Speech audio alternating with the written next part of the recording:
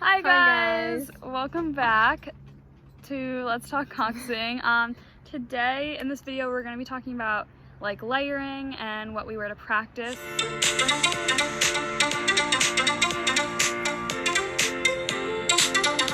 So for us, we cox in Boston. It's very cold in the like spring, end of fall, early spring. It's really cold. Yeah. And so that's a big thing, just like in the winterish seasons, is like knowing how to dress appropriately, because honestly, like if you're sitting in a boat and as soon as you're like freezing, then like your mind is so not in that boat and focusing on coxing. Yeah. So it's really important that you are dressed appropriately so that you feel comfortable and that you're not like thinking about that the whole time. So personally, for both of us, I guess, we tend to layer more. Quite a lot. And when it's not even, I don't know, other people might say it doesn't feel that cold. It's but time to layer once the weather hits 50 degrees. Honestly, yeah, because like the other thing that sometimes I feel like people forget about is even when it's like warm-ish, like it's you know, chilly. 60s, whatever, like when you're on the water, if the boat is moving like pretty fast, like you'll get a nice breeze. Yeah. So it does like cool down quickly. And especially like in a bow loader, you'll tend to get pretty wet as well, just because the backsplash and everything. So it's really important to have like waterproof layers when you go in that, because if you're just laying there soaked, it's like also miserable. not super fun. In the fall, like our practices go till like 6:30, so we'll probably be on the water till like 6:15, and it cools down like throughout practice, especially when the sun goes down. Yeah, so that like last like 15 minutes on the water can like feel really cold, chilly. So I think that's what I usually wear. I'll wear like leggings and a t-shirt, and then I'll bring like a sweatshirt, a raincoat, and then obviously when it starts to get really cold, I have like legit like coat to go like skiing in. Yeah. But another huge thing, overalls. Overalls are excellent. Very, very much needed for layering. It just holds you together. It presses all the layers down and just makes you feel so warm and cozy. Yeah, it's really great because like for pants, I feel like my layers are typically, it'll be like leggings, sweatpants, and then I'll put overalls on top. Yeah. One, because overalls, the ones like we both have, are like waterproof, so that's super great. And like what Valeria was saying, like it packages all of your layers together. Yeah. Which is good. So you'll feel kind of puffy, you'll feel like a little marshmallowy, but it's better than being cold. I think I always go for over layering. Yeah. I would rather be like have the layer and be like warm than and like cold. You're also always able to take layers off, but if you want to put a layer on that you don't have, like then you're in trouble. Unfortunate. Yeah. So I think another thing is like your footwear choices are important, because like I don't mind wearing sneakers. You wear sneakers. I wear Some sneakers. people don't like wearing sneakers, which is whatever, personal preference. Yeah. I don't really know.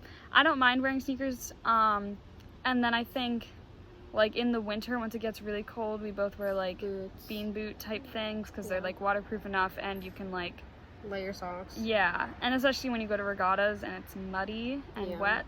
You don't want your sneakers to get gross. And then in the summer, I typically wear Birks. like Crocs or Birks, because I feel like your feet need to like breathe, otherwise you'll get too hot. I like Birks and rainbows. I don't really wear Crocs in the summer because my feet get sweaty. Oh yeah, you wear flip-flops. I think a more like open style shoe, I guess is what you call it, in the summer is good. Yeah. And then I think in the summer, I usually just wear either shorts and a tank top, because I mean, it gets pretty hot in the summer here. The other thing that I think people don't think about is like, when you're in the boat, you're just sitting there, so if it's really hot, you're just sitting there like baking, and usually the inside of a boat is black, so you're just sitting there kind of cooking. And if it's really cold, you're just sitting there and your body's not moving, so you're just sitting there and kind of like freezing. Yeah. So that can definitely be challenging, especially in a bow loader when you're laying down. When it's hot, like that thing bakes pretty well in there, especially the inside of ours are black. Yeah. So if you sit up, and then like the backrest thing will get really, really hot. So that's why it's really good in the summer to have like a long sleeve or something that you can get wet and put on, so that when you lay back down, you don't like scorch your skin. Yeah. Because that would be bad. Yeah, I think the biggest thing is just show up like in something that you're comfortable in, that also like makes you look like an athlete. Like you want to look like you kind of fit in. Like, you don't have, nobody's asking you to wear like spandex, like maybe to race, but like you don't have to wear spandex, but like just wear like shorts and t-shirt or like tank tops. Something that you like don't mind getting dirty either, if it gets wet or like gross or whatever. I also recommend, like, for our team at least, we have lockers, and so I always keep like extra clothes there, because if it rains or something, I don't know, if things get wet or dirty or whatever, it's good to have backup in case. Layering tank tops, short sleeves, then long sleeves, very much needed. It's such a hack. You're really hacking the system. And the rowers do that a lot too. Like, the rowers, they layer. But theirs is a little different because they're like always delayering. I feel like mine is always just putting on more layers. I think it's good to try it at home first so that you can figure out what like fits all together best. But then like I would usually just bring all my layers to practice, and we would just like layer before we go in the water. And you got to set aside some time for layering. It's like not the most, like a solid 10 minutes. It's not the quickest situation. And I don't know about like what some other teams do, but like our coaches have, I call them survival suits. That's what they're called, I think. Oh, really? It's like this big, like, I don't even know how to describe it. It's basically just this like huge suit that like covers all of your layers, and it's just like this big puffy thing. It's like a all one piece situation. And I feel like some coxswains at like other teams maybe wear those, or like not to like in a boat, but like when they go on like launches and stuff. Because that's the other thing. If you go on a launch, a coach's launch, it is very, very cold. A lot colder than in the boat, because like you get the breeze. So that is definitely something that like bring a lot of layers for that, because I have definitely been cold on the launch. And that's like not great either. Also, a lot of coxswains wear gloves. I don't like wearing gloves. I like hand warmers. Like, you like crack them open like before you go in the water. They're warm all throughout practice, and then you just throw them out. I agree. Hand warmers. I think I did gloves for a little bit. I mean, you definitely have to find something to keep your hands warm, because obviously steering, if your fingers get like, if you like start to lose feeling in your fingers because they're really cold, then steering is going to be such a challenge. So I would definitely recommend trying to figure out what works best for you in keeping your hands warm. Big thing, wear your hair up or in braids, or just like something put it out away. of the way. Don't wear your hair down. It's just going to be in your way. Also hats. In the winter, I wear baseball hats because I like them better than visors. And some coxswains wear like winter hats, like the puffy wear winter hats. I don't like it. I'd rather wear a baseball hat. My ears get cold. I think typically I wear a visor, and then you just, keep your hair up. Definitely want to have like something to cover your head protection, and like also because you don't want to get sunburnt, and it's just like block the sun. You don't want to be like squinty.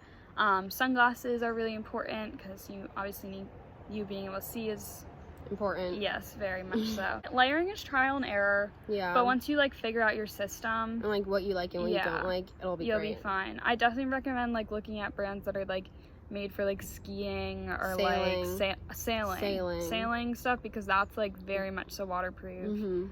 And then just layering as much stuff underneath. I know they say like you're not supposed to wear cotton, because like if it gets like wet, you'll be really cold. I think you can have cotton like under layers, as long as your like outer layer is waterproof. It's okay. Because cause sweatpants are cotton, and I will wear that under my like rain pants, or invest in rain pants or overalls, because you just need like some really solid outer like waterproof layer. And like the sailing overalls are like kind of pricey, but once you're sitting in the rain and your pants are dry, you will be forever thankful. And the other thing too is like you have to think about like the order in which you layer is there. I think for me it depends like if it's raining or not, because if it's not raining, I will put the suspenders over like my ski coat, and then if it is don't know how you do that. I don't think my ski coat would fit in like mine does, and it makes me look kind of chunky, but I'm really warm. Coxswains have like really iconic looks. It's always a fashion statement. But if it is raining, I will put the raincoat outside, so then the inside of my overalls don't get wet. Because that's a big thing. You don't want it to like leak in. Yeah. Mm-hmm. So you gotta think about how you're packaging your layering as a whole. I have so many random layers in my locker. I know some people just bring like a duffel bag. Just like have a lot more than you think you might need, because you will need it eventually. Yeah, and if you're cold, like it's just the worst. Also, there's always people that need layers. True. That don't have. Yeah, you can always lend out your layers.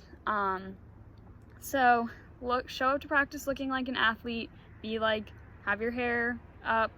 Hat, I put my hair in a low bun. Yeah, just out of your face. Hats, visor, sunglasses, very, very important. Watches. Yeah. Watches.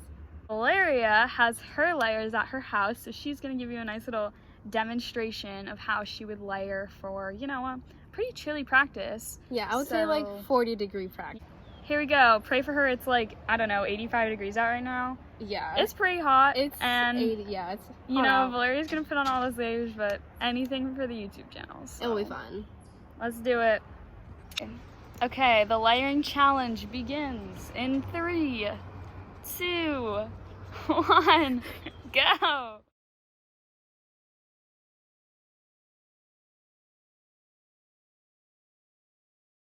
Okay, so Valeria did a fabulous job. She layered in 1 minute and 56 seconds, which honestly is like kind of impressive. Kind of speedy. I think because it's so hot that we're just like, let's do this. So this would be the completed look for you know, a pretty chilly day out on the Charles.